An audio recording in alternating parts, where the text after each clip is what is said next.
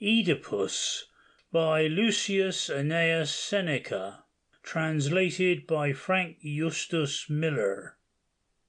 Introduction. An oracle once came to Lucius, king of Thebes, that he should perish by his own son's hands. When, therefore, a son was born to him, he gave the infant to his chief of shepherds to expose on Mount Cithaeron.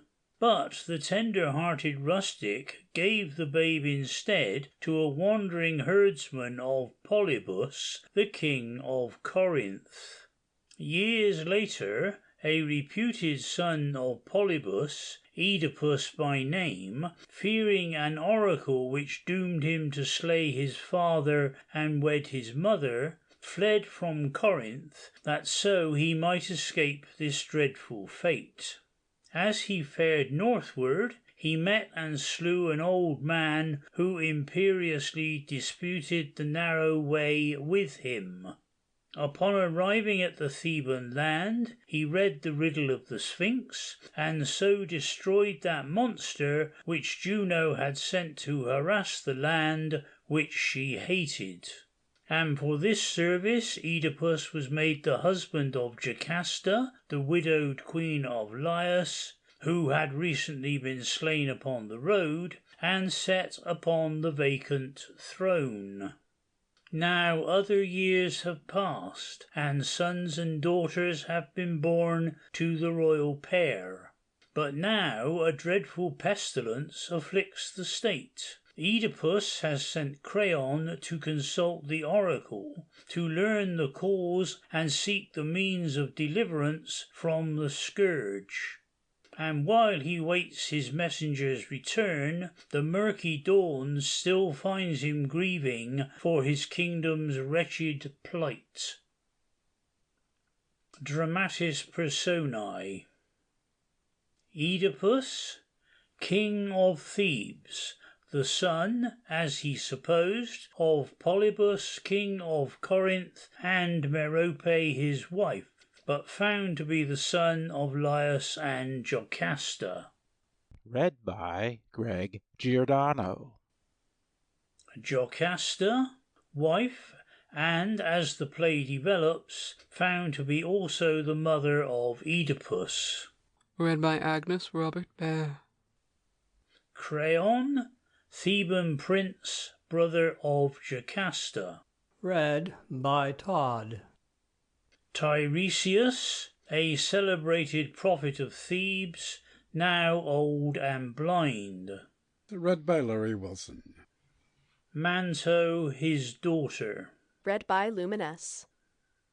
Old man, sent from Corinth to announce to Oedipus the death of Polybus. Read by Alan Mapstone. Phorbus, head shepherd of the royal flocks of Thebes. Read by Inkel. Messenger, who announces the self-inflicted blindness of Oedipus and the suicide of Jocasta. Read by Stefan. Chorus of Theban elders. Read by DC. And Alan Mapstone. Narration. Read by Beeswax Candle. The scene is laid before the royal palace of Thebes. The play opens in the early morning of the day within which the tragedy is consummated. End of introduction and Dramatis Personae.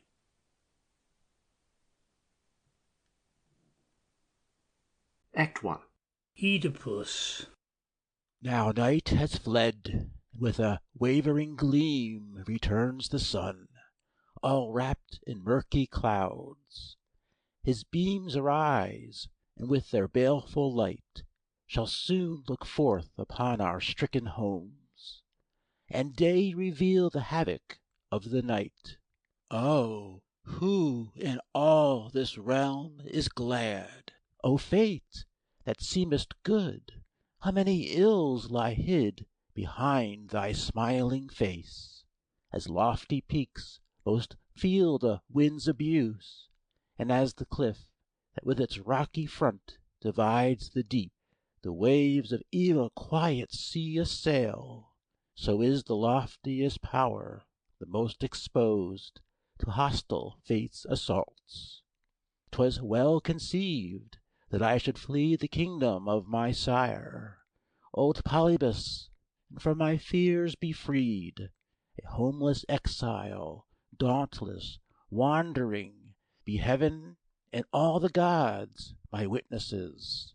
I chanced upon this realm, and even now the dreadful fear remains that by my hand my sire shall die. Thus spoke the Delphic god, and still another, greater sin he showed. And can there be a blacker crime than this? A father slain? Oh, cursed impiety! 'Twere shame to tell the hideous oracle, for Phoebus warned me of my father's couch, in impious wedlock.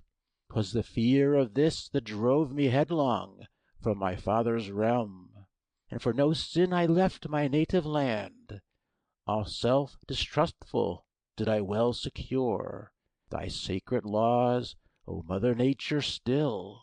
When in the heart a mighty dread abides, thou well assured it cannot be fulfilled. The fear remains, I fear exceedingly, nor can I trust myself unto myself. And even now the fates are aimed at me. For what am I to think when this fell pest, although it lays its blighting hand on all, spares me alone? For what new horror now am I reserved? Amidst my city's woes, mid funeral pyres that ever must be wet with tears of grief afresh, mid heaps of slain I stand unscathed. And couldst thou hope that thou, a culprit at the bar of God, shouldst gain for guilt a wholesome kingdom in return? Nay, rather, I myself infect the air, for now no breeze with its soft breath relieves our spirits suffocating with the heat. No gentle zephyrs breathe upon the land, but Titan with the dog star's scorching fires doth parch us, pressing hard upon the back of Nemea's lion. From their wonted streams the waters all have fled, and from the herbs their accustomed green.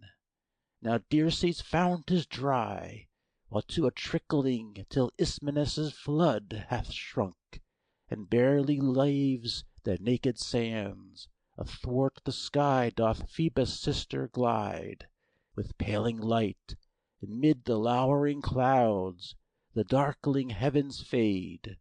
No starlight gleams amid the gloomy silence of the night, but heavy mists brood low upon the earth, and those bright mansions of the heavenly gods are sicklied over with the hues of hell. The full-grown harvest doth withhold its fruit, and though the yellow fields stand thick with corn, upon the stalk the shriveled grain is dead.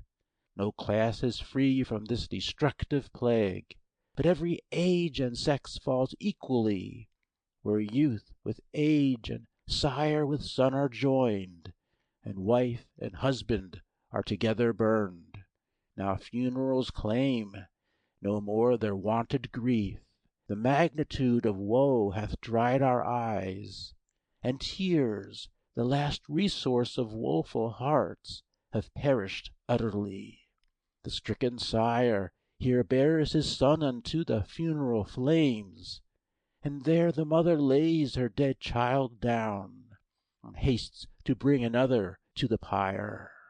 Nay, in the midst of grief a new woe springs, for while they minister unto the dead, themselves need funeral rites. Anon they burn with others' fires the bodies of their friends. The fire is stolen, for in their wretchedness no shame remains. No separate tombs receive the hallowed bones. Mere burning is enough. How small a covering their ashes need, and yet the land does not suffice for all. And now the very woods have failed the pyre, nor prayers nor skill avail to serve the sick, for even they who own the healing art are smitten down.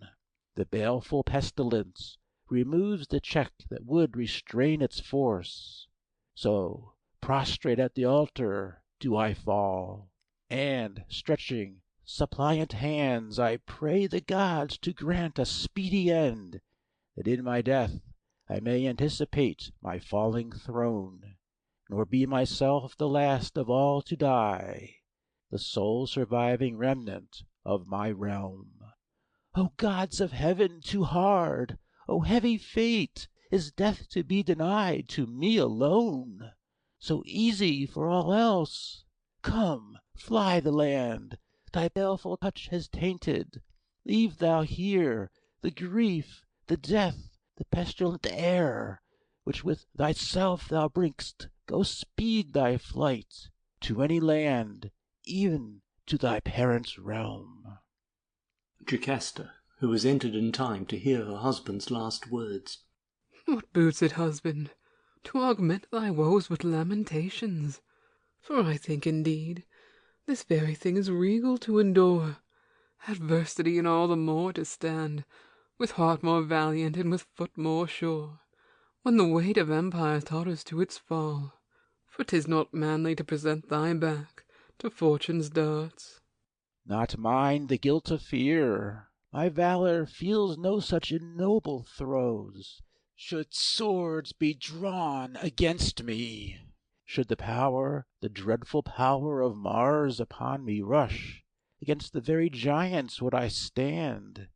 The Sphinx I fled not when she wove her words in mystic measures, but I bore to look upon the bloody jaws of that fell bard, and on the ground all white with scattered bones. But when, from a lofty cliff, with threatening mien, the baleful creature poised her wings to strike, and, like a savage lion, lashed her tail, in act to spring, still did I dare my fate and ask her riddle.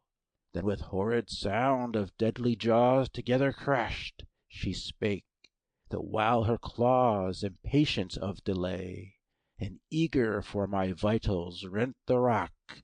But the close-wrought words of fate with guile entwined, and that dark riddle of the winged beast did I resolve. What mean'st then thou by these thy maddened prayers for death? Thou mightst have died, but no, the very sceptre in thy hand is thy reward for that fell Sphinx destroyed. Yea, that the artful monster's cruel shade doth war against me still. Now she alone, in vengeance for her death, is wasting Thebes, but now one only way of safety still is left. If Phoebus shows us not of safety, all bereft.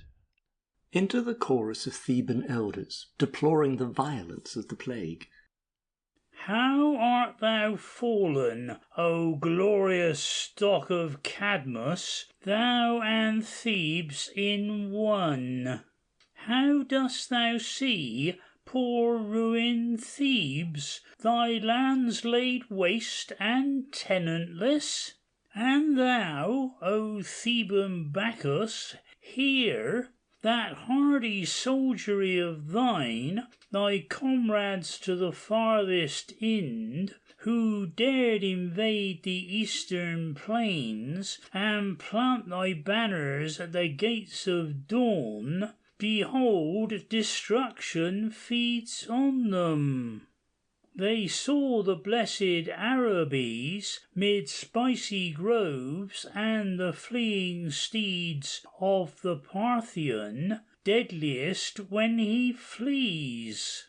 They trod the marge of the ruddy sea, where Phoebus his rising beams displays, and the day reveals, where his nearer fires darken the naked Indians.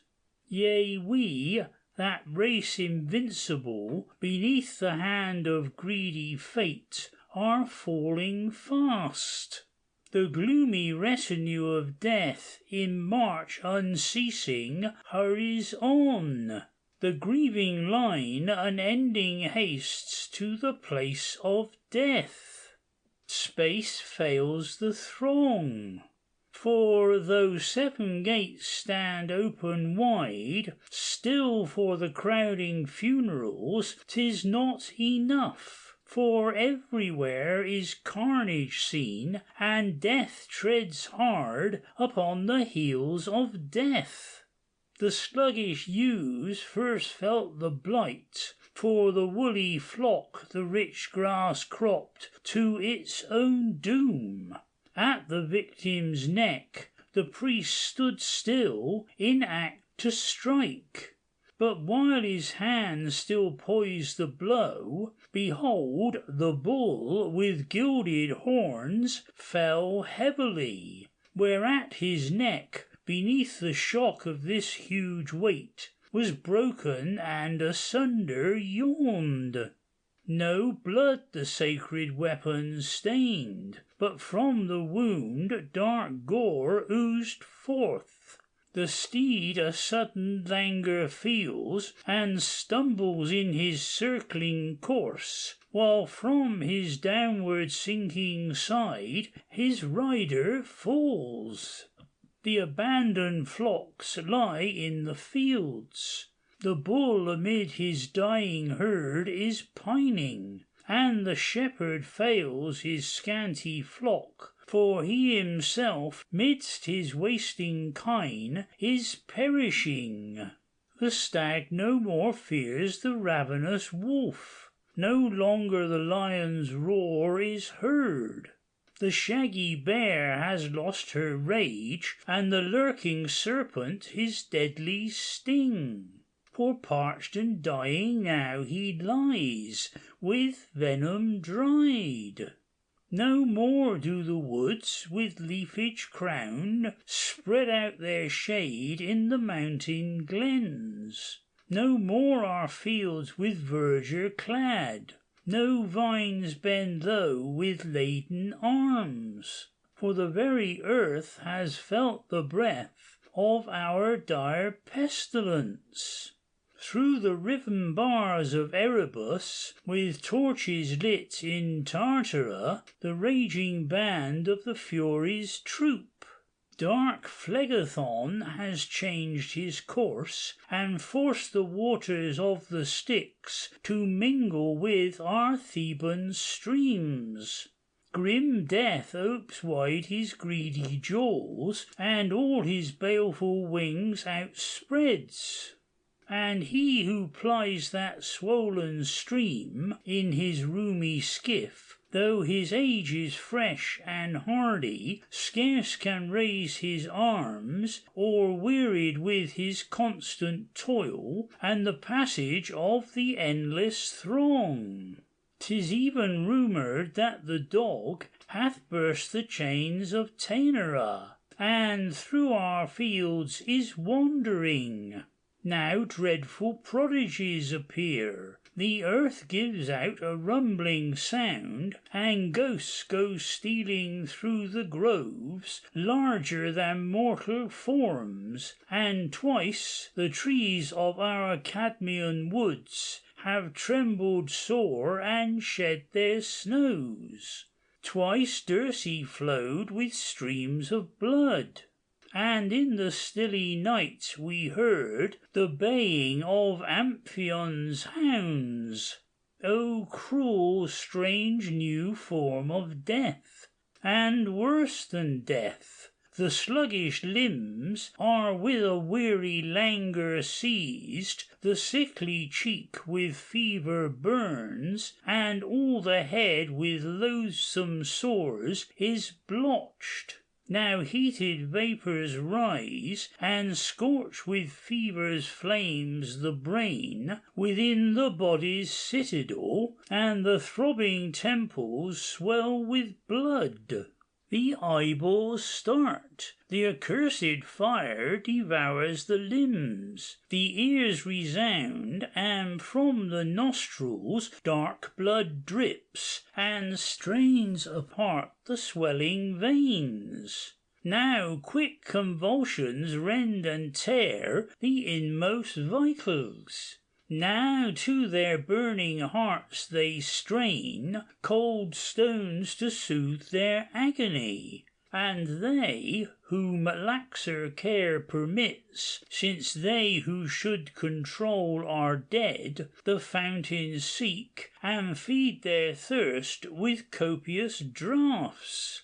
The smitten throng all prostrate at the altars lie, and pray for death. And this alone the gods compliant grant to them. Men seek the sacred fanes and pray, not that the gods may be appeased, but glutted with their feast of death. Creon is seen approaching. But who with hasty step the palace seeks? Is this our Creon, high in birth and deed? Or does my sickened soul see false for true?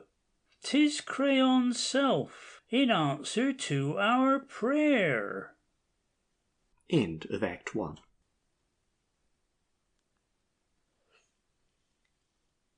Act 2.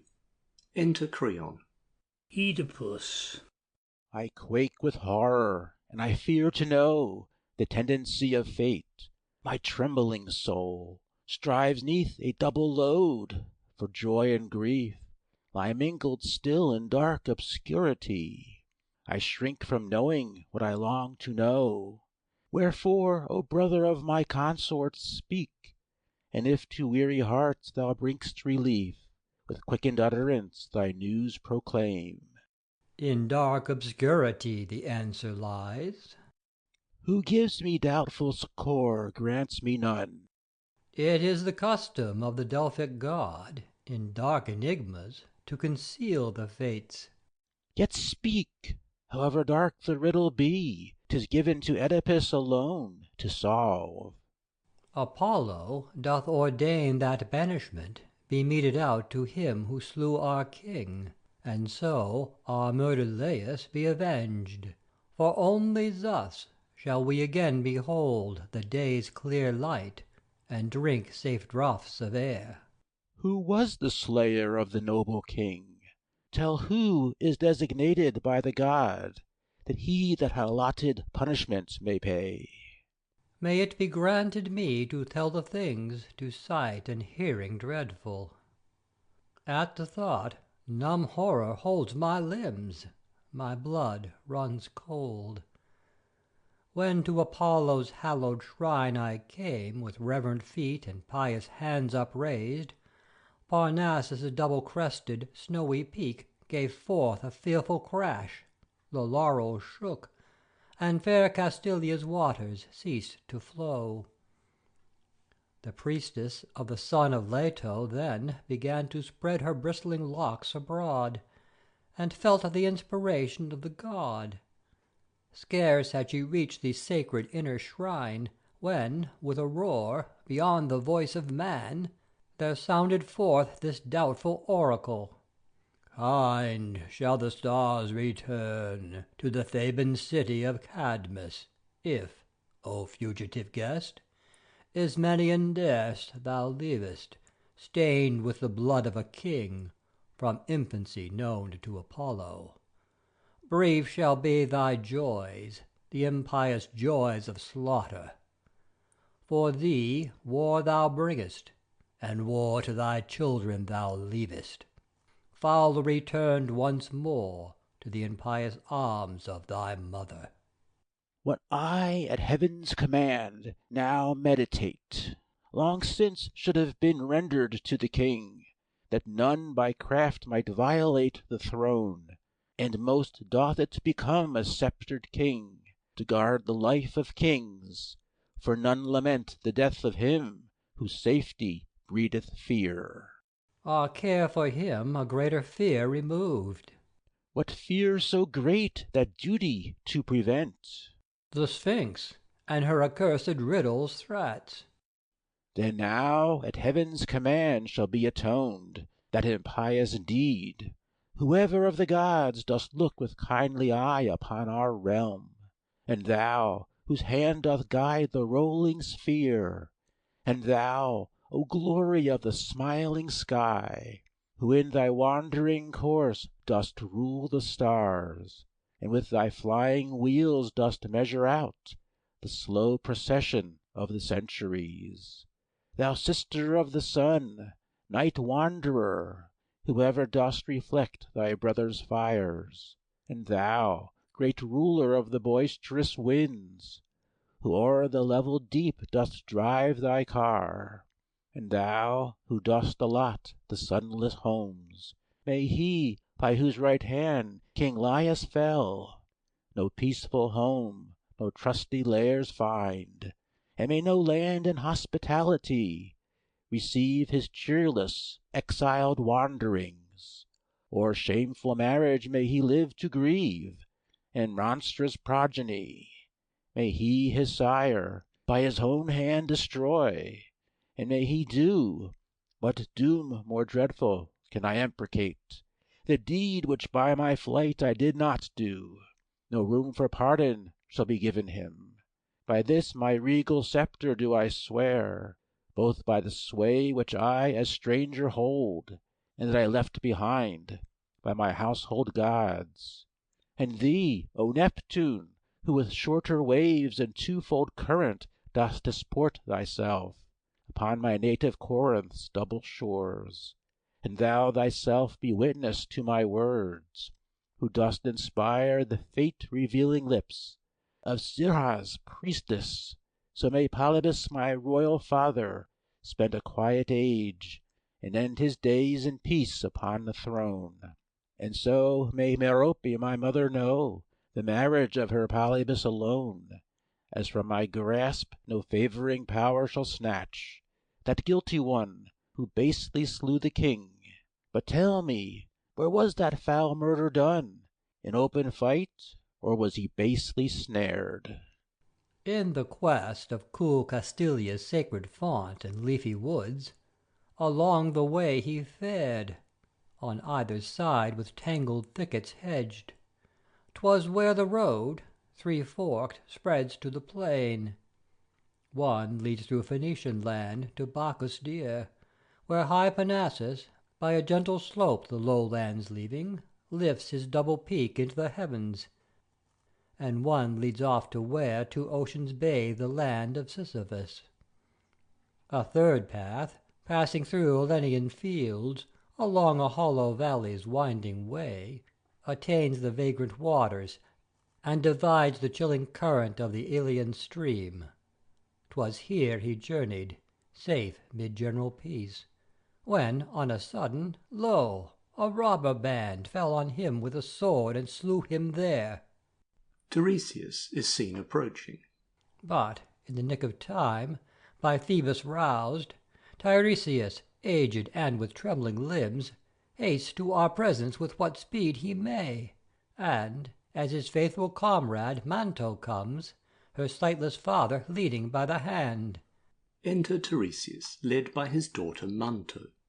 O priest of heaven, thou next to Phoebus' self, explain the oracle which he hath sent, and tell on whom the penalty is laid. Because my tongue is slow and seeks delay. Thou shouldst not wonder, great-souled Oedipus. Much truth is hidden when the eye is dimmed. But when my country, when Apollo calls, I will obey. Then let me search the fates. If in my veins still flowed the blood of youth, I would myself sustain the god and speak.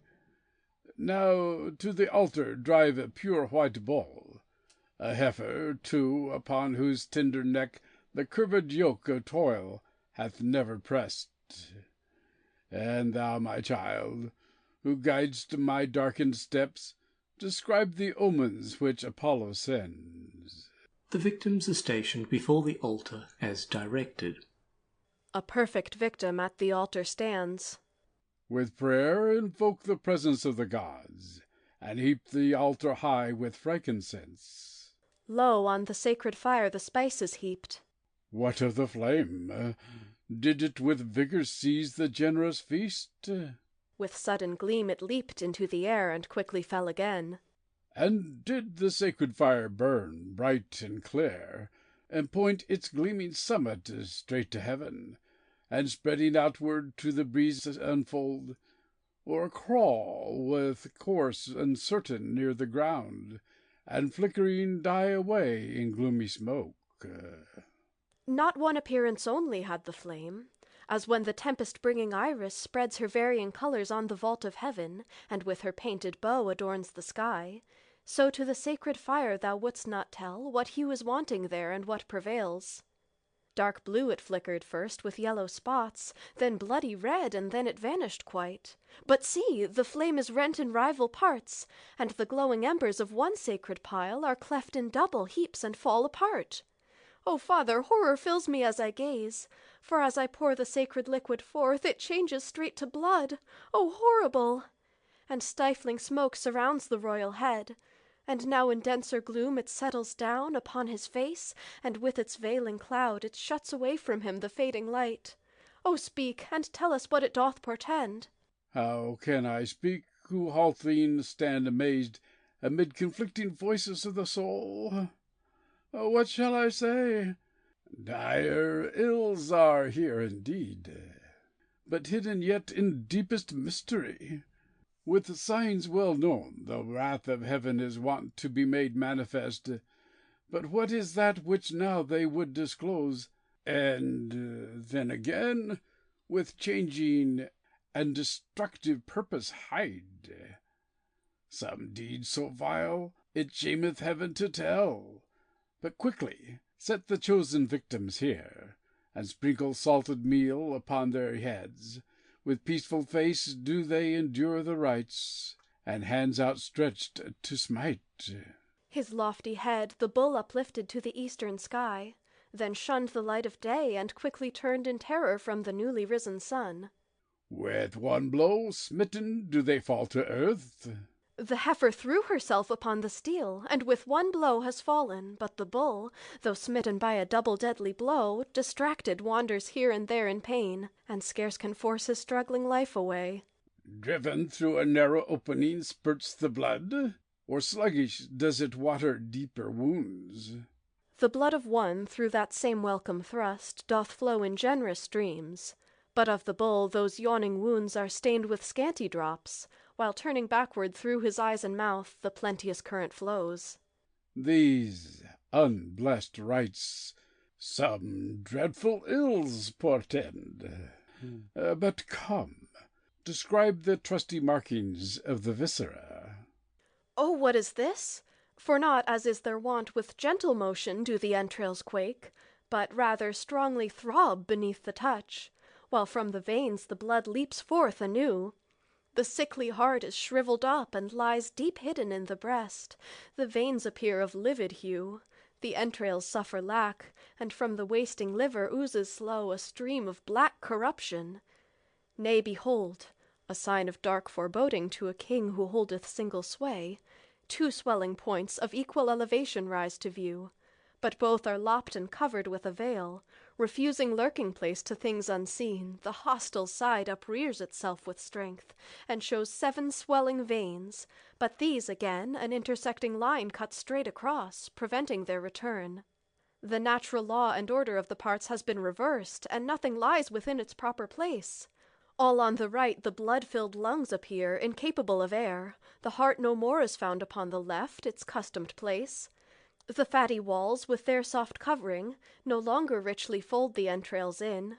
The ways of nature are in all things changed. The womb itself is most unnatural. Look close, and see what impious thing is this. O monstrous! 'Tis the unborn progeny of a heifer still unmated. Stranger still, it lies not in the wonted place, assigned by nature's laws, but fills its mother's side. It moves its members with a feeble groan, its unformed limbs with trembling rigors twitch. Black blood has stained the darkened entrails all. The mangled bodies strive e'en yet to move, make show to rise, and menace with their horns the priestly hands. The entrails shun the touch. Nor is that lowing which has frightened thee the deep-voiced roar of bulls, nor do the calls of frightened cattle sound upon our ears. It is the lowing of the altar fires. It is the frightened muttering of the shrine. What meaning have these monstrous signs? Declare, and with no timid ears will I attend.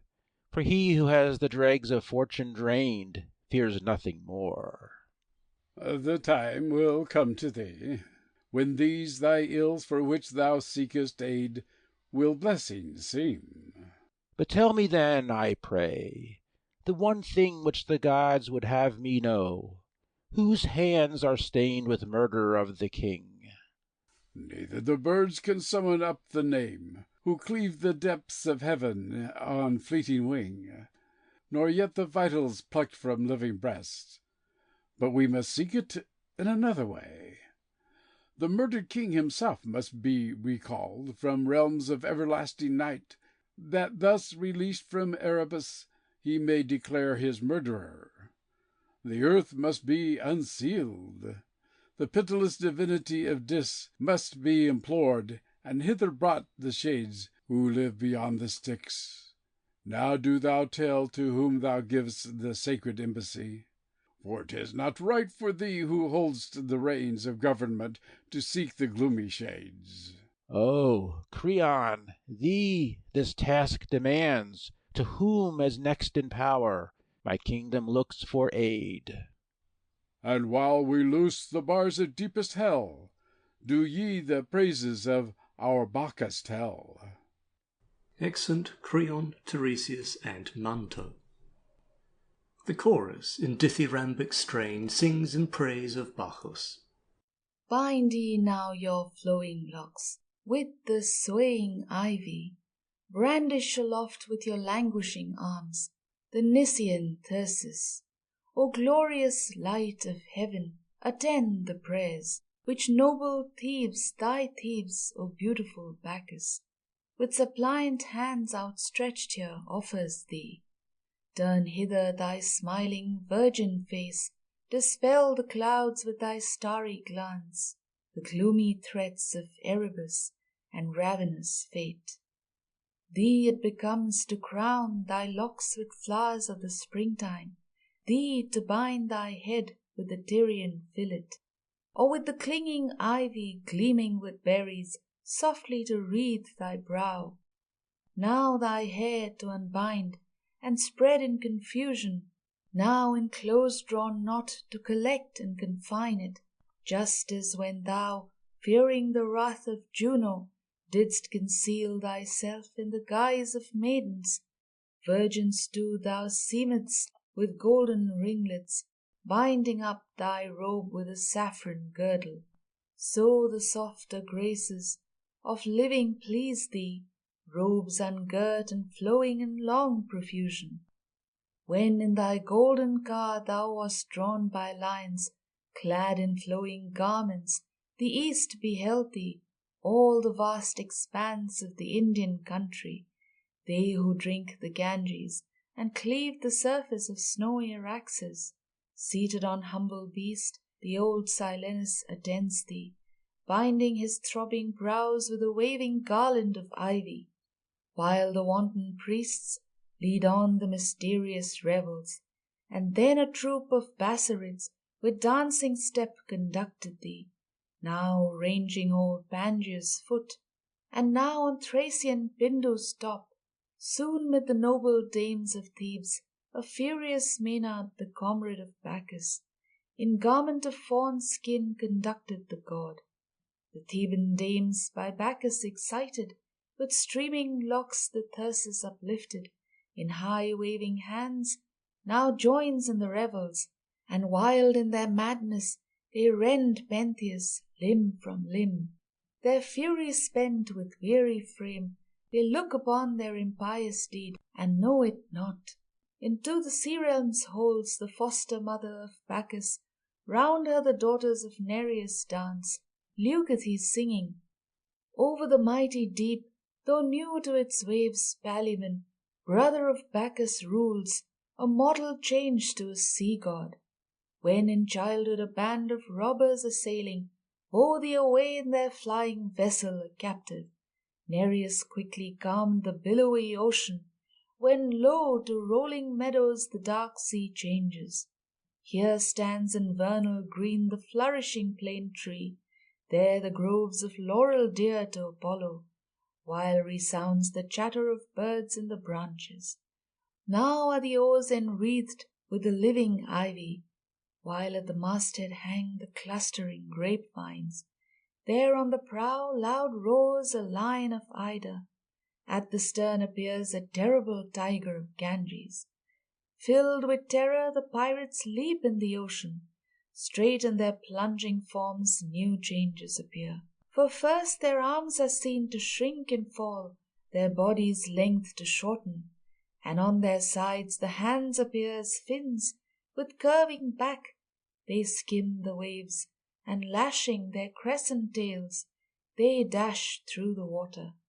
Changed to a school of dolphins now, they follow the vessel. Soon do the Lydian stream with its precious waters receive thee, pouring down its golden waves in a billowy current.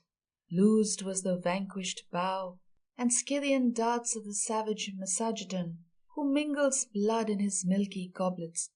The realm of Lycurgus, bearer of axes, submitted to Bacchus. The land of the Dacians, untamable, felt his dominion, the wandering tribes of the north by Boreas smitten, and whom the Maeotis bathes with its frozen waters. Where the Arcadian star looks down from the zenith, even there the power of Bacchus extended, conquered to the scattered Gelonian peoples. From the warlike maidens their arms he wrested. Down to the earth they fell in desperate conflict, the hardy bands of Amazonian maidens. Now at last their arrows swift are abandoned, and Maenads have they become. Holy Cytheron too has streamed with slaughter, where was spilt the noble blood of Orpheon. Protus' daughters the forest sought, and Argus Juno at last consenting, paid homage to Bacchus. The island of Nexus, girt by the broad Aegean, gave to Bacchus the maid whom Theseus abandoned, compensating her loss by a better husband. Out of the rock there gushed Nectilian liquor, babbling streams at his word clove the grassy meadows. Deep the earth drank in the nectarian juices, streams of snowy milk burst forth from the fountains, mingled with Lesbian wine all fragrant with spices. Now is the bride to her place in the heavens conducted. Phoebus with flowing locks sings a stately anthem. Love, in honor of both, bears the wedding torches. Jove lays down the deadly darts of his lightning, halting his bolts of flame at the coming of Bacchus, while the gleaming stars in their boundless pasturage wander, while the sea shall gird the imprisoned earth with its waters, while the full-orbed moon shall gather her lost refulgence, while the morning star shall herald the coming of Phoebus, while in the north the bear shall fear the cerulean ocean, still shall we worship the shining face of the beautiful Bacchus. End of Act 2.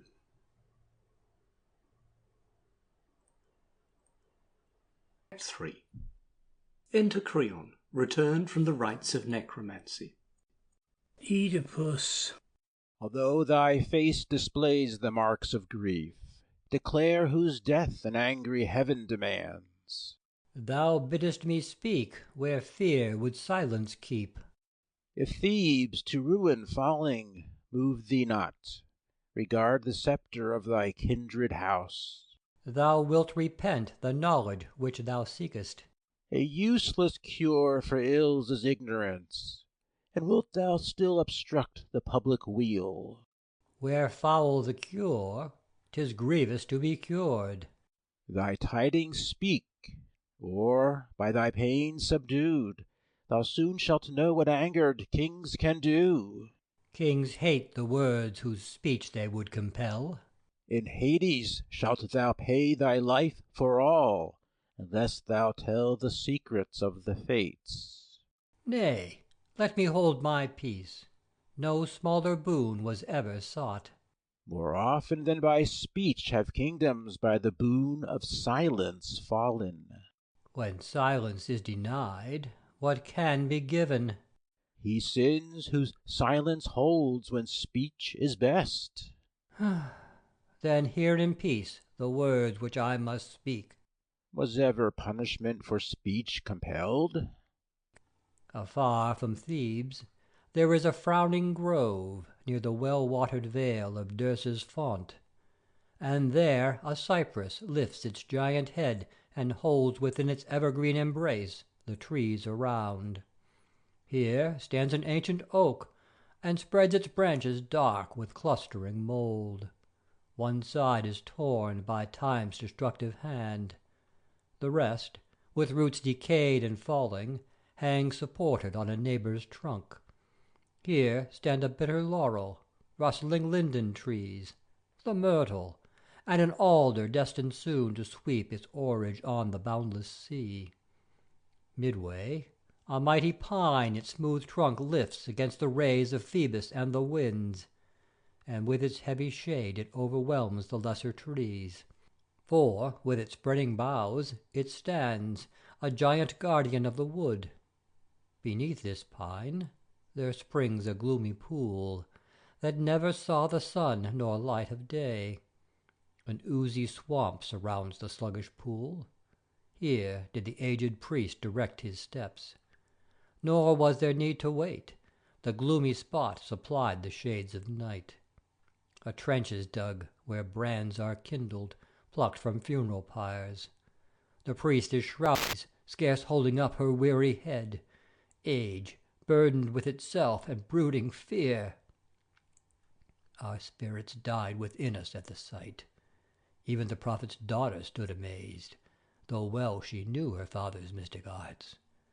But he, undaunted, since he saw them not, convoked the bloodless throng of gloomy Dis.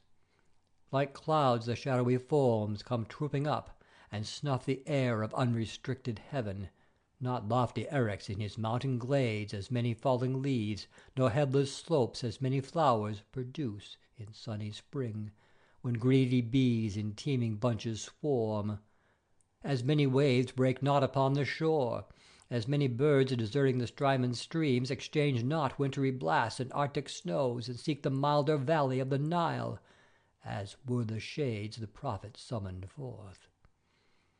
In eager haste the shivering spirits seek the hiding places of the leafy grove. From out the cave, his right hand by the horns a raging bull restraining, Zethus came, and next Amphion with that famous shell whose magic strains insensate rocks allured. Here naughty Niobe, in safety now, amongst her children lifts her head in scorn and proudly counts her shades. And, worse than she, that mother, mad Argive, next appears, with all the impious band who rent the king. Then Pentheus' self, all torn and bleeding, comes, in rage pursuing those wild bacchanals. At length, when often summoned, Laius comes. In shame and sulking, flees the shadowy throng and hides himself away. But still the seer, with unrelenting purpose, pressing on, repeats his strong, compelling exorcisms, until he brings the ghost to open view. I shudder as I tell it. There he stood, a fearful sight, his body drenched with blood, his matted locks o'erspread with horrid filth. And now with raging tongue the spectre spoke. O wild and savage house of Cadmus, thou who ever dost receive in brother's blood the thyrest wave, in madness rent thy sons. The greatest crime of thieves is mother's love. O fatherland, 'tis not the wrath of heaven, but sin of man by which thou art undone. No plague-fraught south wind with its deadly blast, nor yet the parched earth with its dry breath is harming thee. but 'tis thy bloody king, who as the prize of savage murder done, hath seized his father's sceptre and his bed. An impious son, but far more impious the mother, who in most unhallowed womb bore children once again. He forced his way back to his source of life, and there begot upon his mother offspring horrible, got brothers to himself, a custom base, whence e'en the very beasts of prey are free. Ah, base entanglement, more monstrous far than that fell sphinx which he himself hath slain. Thee, who dost the bloody sceptre hold, thy will thy sire, still unavenged, pursue, with all thy town, and with me will I bring the attendant fury of my wedding night. I'll bring her with her loud resounding lash. Thy house polluted will I overthrow, and thy penates will I trample down in fratricidal strife. Then quickly drive thy king, O Thebes, from out thy boundaries. For when his baleful step shall leave the land, in vernal green shall it renew itself. The air shall give again pure springs of life, and to the woods their beauty shall return. Destruction, pestilence, and death, distress, disease, despair, his fitting company, shall all depart with him, and he indeed will seek with eager haste to flee his realm, but him will I hedge round with barriers and hold him back. Uncertain of his way, and with his staff to guide his faltering steps, he'll creep along his sad and darkened path. Do ye the land deny him, I, his sire, will take away from him the light of heaven. A chilling tremor penetrates my bones. The very thing which I have feared to do. They say that I have done it, but the charge that in unholy wedlock I am joined, my mother Merope refutes, for she to Polybus my sire is wedded still, and my hands from stain of father's blood are clean, since Polybus in safety lives and reigns, since both my parents free me from the guilt of murder and that base incestuous crime. What room is there for accusation more? And as for Laius, Thebes' death deplored, long ere I set my feet upon her soil. What shall we say then? Was the seer deceived, or does the hand of God afflict the state? No, now we see these two confederates deep in a crafty plot. That priest of thine with lying tongue pretends the will of heaven, and promises my sovereignty to thee. Would I expel my sister from the throne?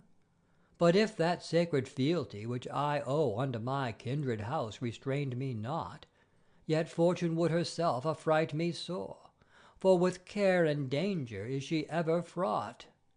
But be thyself content to lay aside, while still thou safely mayest, the cares of state, lest, borne too long, they may o'erwhelm thee quite. In a humbler state more safely shalt thou dwell. And dost thou bid me, then, of mine own will, to lay aside the heavy cares of state? Thus would I counsel those to whom the way is open, yet to choose the path he will. But the lot that fortune sends thee thou must bear. When one desires to reign, 'tis ever thus. That humble life he praises, and the joys of ease and sleep are ever in his mouth. A peaceful face oft hides a restless heart. Does my long loyalty defend me not? To traitors loyalty's a cloak to crime. Free from the burdens of a kingly state, I still enjoy the fruits of royalty.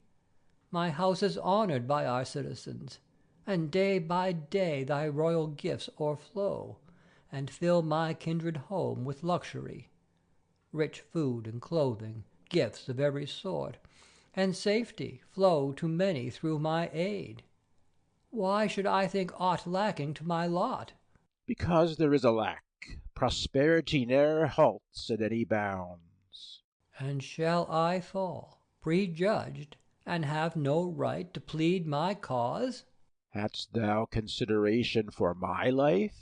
Did old Tiresias listen to my cause? Yet I am condemned. My pattern thou, I do but follow in the way thou leadest. But what if I am guiltless? Kings are wont to fear alike the doubtful and the true. Who quakes at empty fears hath true in store. Who in a fault is taken and forgiven is filled with hate. Let all such dubious faith be far from me. But thus is hatred bred. Nay, he who feareth hatred overmuch knows not the art of ruling like a king. For 'tis by fear that kings are guarded most. Who holds the sceptre with tyrannic sway doth live in fear of those who fear his power. For terror ever doth return to him who doth inspire it. Oedipus to attendants. Hence, away with him! Deep in some rocky dungeon let him stay, while I unto the palace take my way. Creon is led away by the attendants, while Oedipus retires into the palace. Not thou the cause of these our ills, and not on thy account hath fate attacked the house of Labdacus. But 'tis the ancient wrath of heaven that still pursues our race. Castalia's grove once lent its shade unto the Tyrian wanderer, and Dirce gave her cooling waves, what time the great Agenor's son, o'er all the earth the stolen prey of Jove pursuing, worn and spent, within these forests knelt him down, and adored the heavenly ravisher. Then by Apollo's bidding led, a wandering heifer following, upon whose neck the dragging plough, nor the plodding waggon's curving yoke had never rested, he his quest at last gave over, and his race from that ill-omened heifer named. From that time forth the land of Thebes strange monsters hath engendered. First, that serpent, sprung from the valley's depths, hissing, o'ertopped the aged oaks and lofty pines, and higher still, above Chaonia's woods, he reared his gleaming head, though on the ground his body lay in many coils.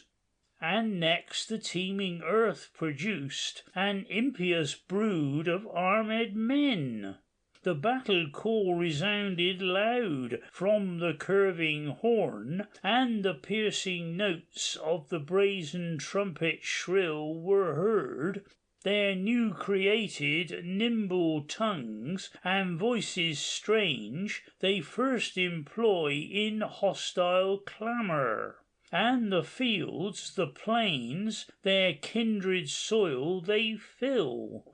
This monster brood, consorting well with that dire seed from which they sprung, their life within a day's brief span enjoyed. For after Phoebus rose they had their birth, but ere he set they perished.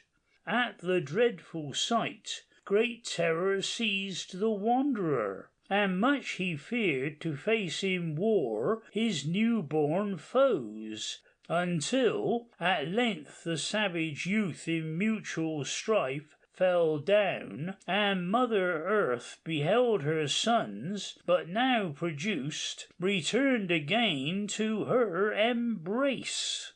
And oh, that with their fall might end all impious strife within the state. May Thebes, the land of Hercules, such fratricidal strife behold no more.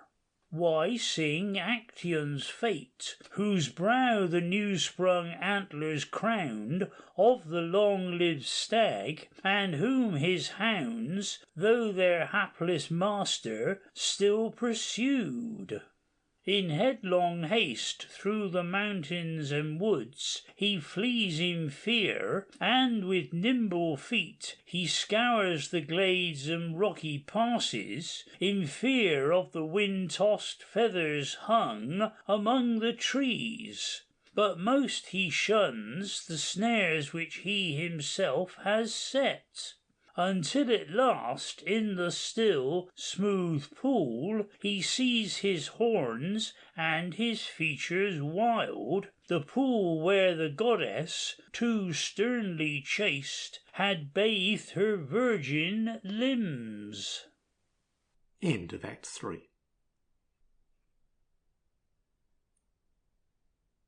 Act 4. Oedipus. My soul is filled with dark, foreboding fear, for the gods in heaven and Hades join the charge that by my guilty hand King Laius fell. And yet my soul, in conscious innocence, and knowing better than the gods themselves its secret deeds, denies the charge. But now, along the shadowy vistas of the past, my memory beholds an aged man who fell beneath the heavy stroke of my stout staff. But first the elder strove with haughty words to drive the younger traveller from the path that was far from Thebes and Faustus' realm, where the forked road in 3 directions leads. But thou, my faithful wife, dispel my care. What span of life had Laius at his death? Fell he in manhood's bloom, or spent with age? Midway twixt youth and age, but nearer age. Did courtiers, thronging round, protect his course? The many lost him on the winding way. A few by faithful toil kept near his side. Did any fall as comrade of his fate? One comrade in his death did valor give. Alas, I stand convicted, for the place and number tally. Tell me now the time. Since Laius fell, 10 harvests have been reaped. Enter an old Corinthian man, a messenger from Merope. Old man to Oedipus. The state of Corinth calls thee to the throne, for Polybus has gained his lasting rest. See how a heartless fate doth compass me. But tell me how my father met his end. In gentle sleep he breathed his life away. My sire is dead, and not by violence. I call the gods to witness that to heaven I now in piety may lift my hands, and fear no stain of impious slaughter more. And yet a still more fearful fate remains. Thy father's kingdom will dispel thy fears. My father's kingdom would I seek, but still I fear my mother. Fear'st thou her who waits with anxious heart, imploring thy return? 'Tis piety itself that bids me flee. And wouldst thou leave her in her widowhood? Thou speakest at the very essence of my fears. Speak out the fear that doth oppress thy soul, for 'tis my wont in trusty confidence to counsel kings. By Phoebus' word forewarned, from wedlock with my mother do I flee. Then cease thy empty fears, and lay aside thy base forebodings. For I tell thee here that thou art not the son of Merope.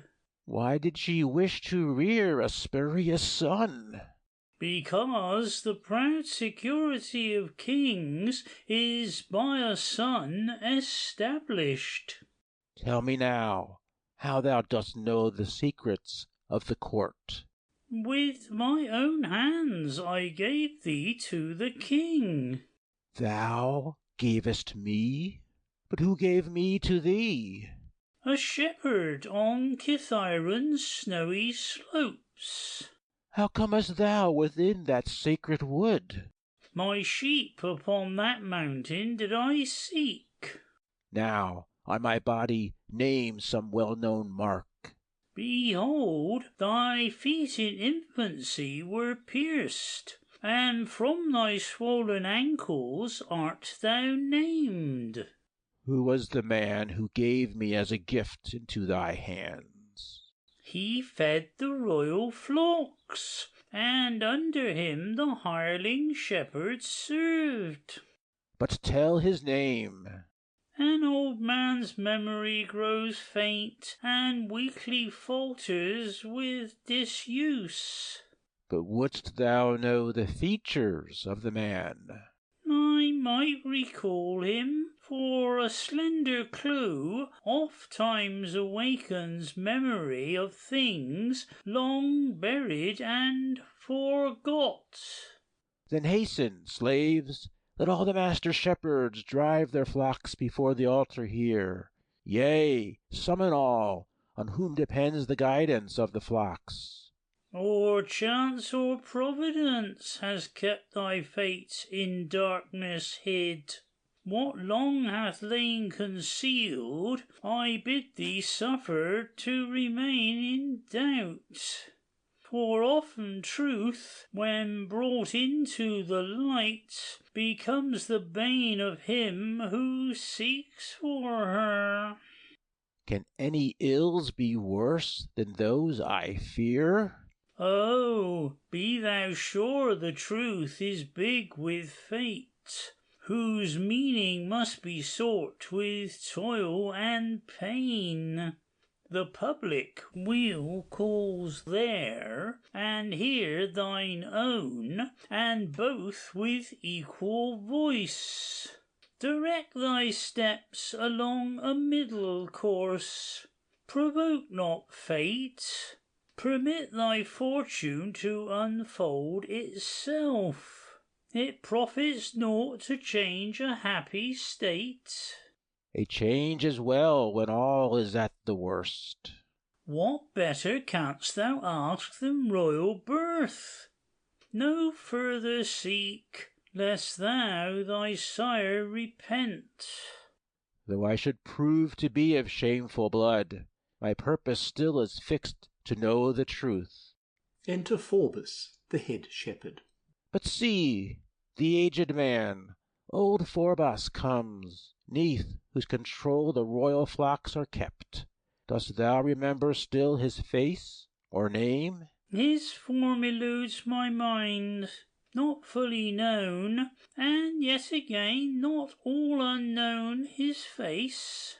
Old man to Phorbus. Old man, while Laius still was king, didst thou, his shepherd, ever drive the royal flocks to pasture here upon Kithaeron's slopes? On fair Kithaeron's sunny slopes my flocks have ever found the greenest pasturage. Dost thou know me? But dim and indistinct, my memory. Didst thou at any time an infant boy deliver to this man? Phorbus falters and turns pale. Come then, speak out. Why dost thou hesitate? And why does pallor overspread thy cheeks? Why seek for words? The truth no respite needs. Thou speakest of things long buried and forgot. But speak, or pain shall drive thee to confess. I gave a boy to him, a useless gift. He never could have lived or known the light. The gods forbid! The child is living still, and may his life be long on earth, I pray. Why dost thou think the child did not survive? A slender rod of iron his ankles pierced, and bound his limbs. This wound produced a sore, which by contagion spread o'er all his frame. Why question more? The fatal truth draws near. Who was that infant boy? My lips are sealed. Bring hither fire, its flame shall loose thy speech. Must truth be sought along such cruel paths? I pray thy grace. If I seem harsh to thee, or headstrong, thy revenge is in thy hand. The truth revealed, then speak. Who was the child? Of what sire gotten? Of what mother born? He was the son of her who is thy wife. Then yawn, O earth, and thou, O king of shades, into the lowest depths of Hades hurl this vile confounder of the son and sire. Ye citizens, on my incestuous head heap crushing rocks, with weapons slaughter me. Let husbands, fathers, sons, and brothers, all whose name I have defiled, against me arm, and let the poor plague-smitten populace hurl blazing brands from off their funeral pyres. The plague spot of the age I wander here, heaven-cursed polluter of all sacred ties, who in the day when first I breathed the air was doomed to death. Oedipus to himself. Call up thy courage now, and dare some deed befitting these thy crimes. Haste to thy palace and congratulate the mother's house increased by children's sons. Exit. Chorus. If it were mine to choose my fate, and fashion as I would, I'd trim my sails to the gentle breeze, lest by the raging blasts o'erwhelmed my spars should broken be. May soft and gently blowing winds my dauntless bark lead on, and ever on the middle course, where safely runs the path of life, may I be travelling. Fearing the Cretan king, 'tis said, and trusting in strange arts, young Icarus essayed the stars, and strove to conquer birds in flight, on false wings balancing. He fell into the raging sea, and his name alone survived. But wiser far old Daedalus a safer course midst the clouds pursued, awaiting his winged son. As the timid bird flees the threatening hawk, and collects her scattered young, so the father watched till he saw his son, plying his hands in the gulfing sea, enmeshed in his useless wings. So does he stand in treacherous ways, whoever goes beyond the bounds ordained by nature's law. Enter messenger from within the palace. But what is this? The palace gates resound. Behold, it is the royal messenger.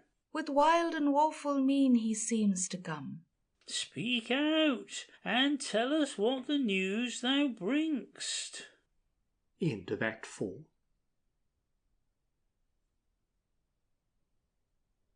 Act 5. Messenger. When Oedipus his impious race perceived, and saw the warning fates had been fulfilled, when on a hideous charge he stood condemned, then with a deadly purpose in his breast did he approach his palace, and in haste beneath those hated battlements he went, and as a lion rages o'er the sands, and threatening tosses back his tawny mane, so Oedipus advanced with blazing eyes and stern, mad face, while hollow groans burst forth, and from his limbs there dripped a chilling sweat. He foams and vents a stream of threatening words, and from his heart his mighty grief o'erflows. He, in his madness, seeks against himself some heavy penalty, and like his fate Why do I wait for punishment? He cries. Let my guilty heart with hostile sword be pierced, or overwhelmed with flames or crushing rocks.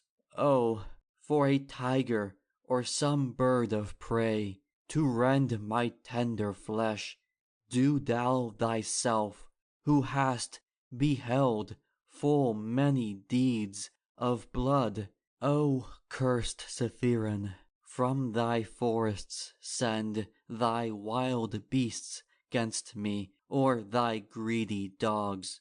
Oh, that Agave were returned to earth! But thou, my soul, why dost thou shrink from death? For death alone can make thee innocent.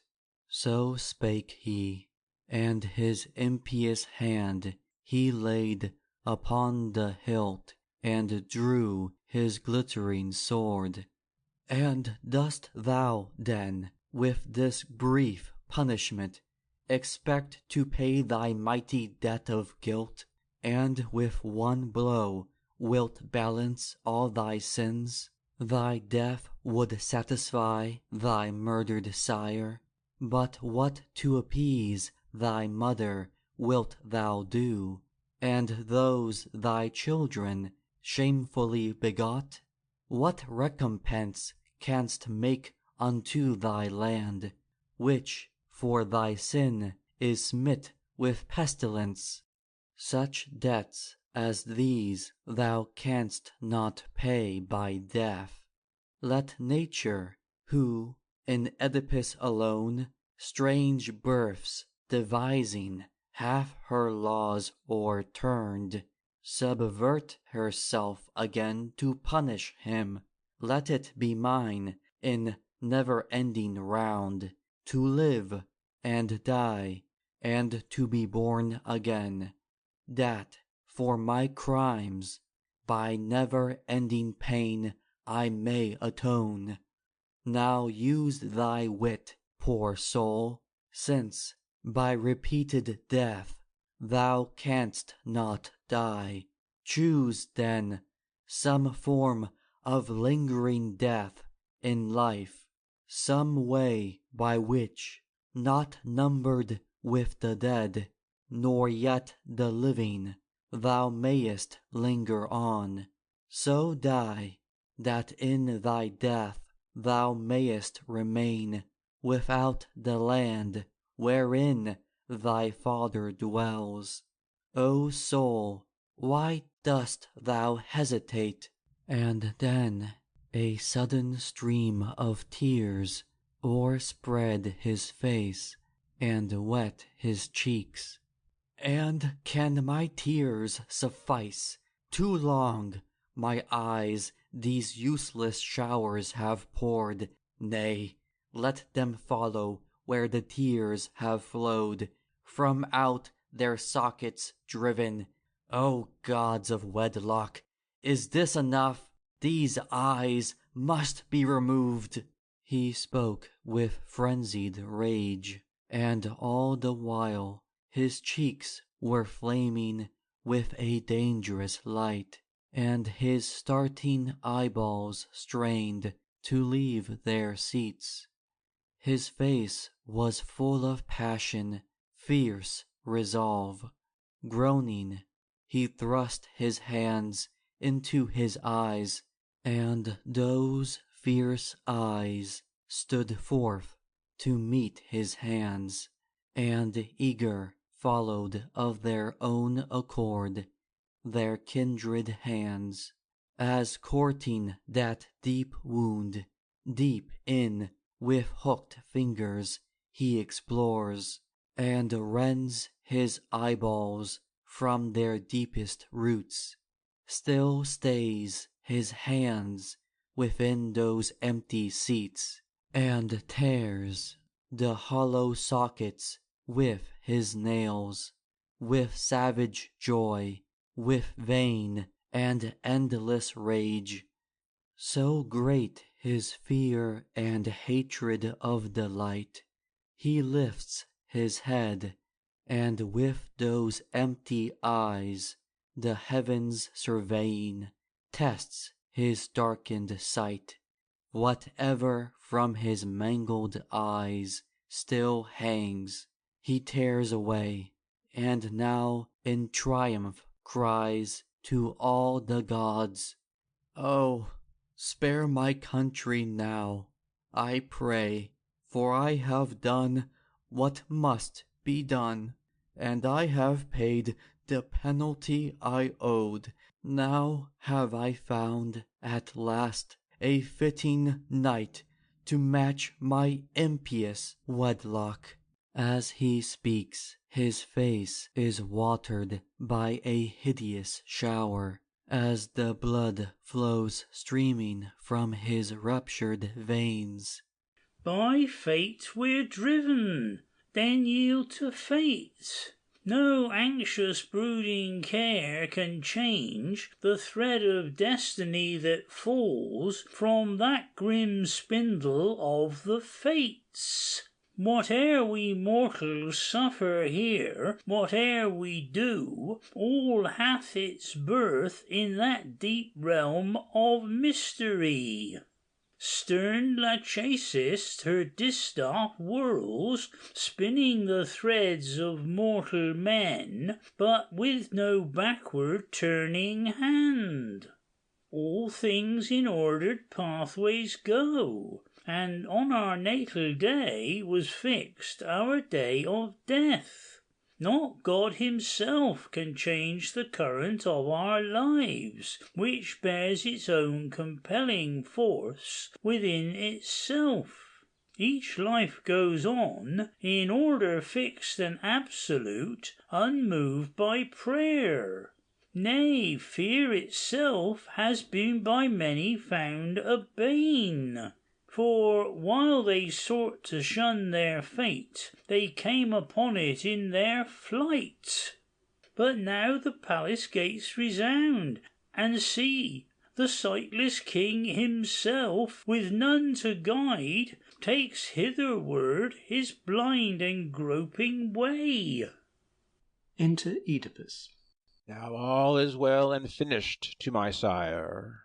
I've paid the debt I owed. How sweet these shades! What God at length appeased hath wrapped my head in a pall of darkness, and my crimes forgiven. Now have I scaped the conscious eye of day, and nothing dost thou owe, O parricide, to thine avenging hand. Thy sight is gone, and such a countenance becomes thee well. Enter Jocasta. See where with hurried steps Jocasta comes, beside herself and overcome with grief, as when in maddened rage that Theban dame her son's head tore away and realized what she had done. She wavers, longs to speak to that afflicted one, and fears to speak. Now shame at last has yielded to her grief, and with a faltering tongue she speaks to him. What shall I call thee? Son, dost shun that name? Thou art my son. Thy shame confesseth it. And yet, O son, though all unwilling, speak. Why dost thou turn away thy sightless face? Who now forbids me to enjoy my night? Who gives me back mine eyes? My mother's voice. Oh, awful sound! Now is my labor vain. Stay where thou art. Each step is impious. Let boundless seas our guilty souls divide, and lands remote. And if beneath this land some other hangs, beholding other stars, may that far country one of us receive.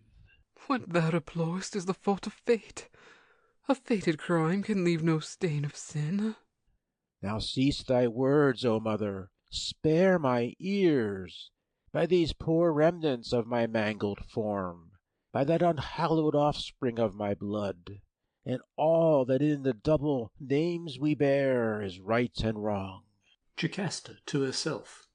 My heart thou listest now, O soul of mine, since thou hast shared his guilt, I hesitate to share his punishment. The beauty of all human intercourse has fallen to ruin for thy sake.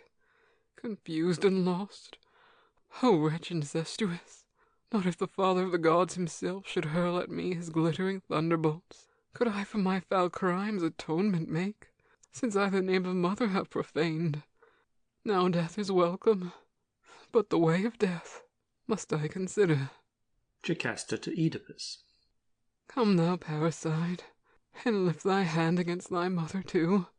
This act is wanting to complete thy work. Jocasta to herself. Now let the sword be drawn. By this good blade was Laius my husband slain. Not so. My husband's father, by his rightful name. Shall I this weapon plunge into my breast, or thrust it deep within my waiting neck? Nay, thou knowest not how to choose a place. Strike here, O hand, through this capacious womb, which horrible the son and husband bore. She stabs herself and falls dead. She lies in death, her failing hand relaxed, and spouting streams of blood drive out the sword. O fate revealer, thee do I upbraid, thou god and guardian of the oracles. My father only was I doomed to slay, but now, twice parricide and past my fears, have I been guilty, and my mother slain, for 'tis by sin of mine that she is dead. O lying Phoebus, now have I outdone the impious fates with apprehensive feet. Let me go out upon my darkened way, planting my footsteps with a faltering tread, and through the darkness grope with trembling hands. Stay not thy flight, speed thy uncertain steps, but hold, lest on thy mother's course thou tread. O Thebans, weak and smitten sore with ills, whose hearts are fainting in your breasts, behold, I flee, I go. Lift up your drooping heads. A milder sky and sweeter air shall come when I am gone. Whoever still retains his feeble life may now inhale the air in deep, life-giving draughts. Go, lend your aid to those who were to certain death resigned, for with me in my exile do I bear all pestilential humours of the land.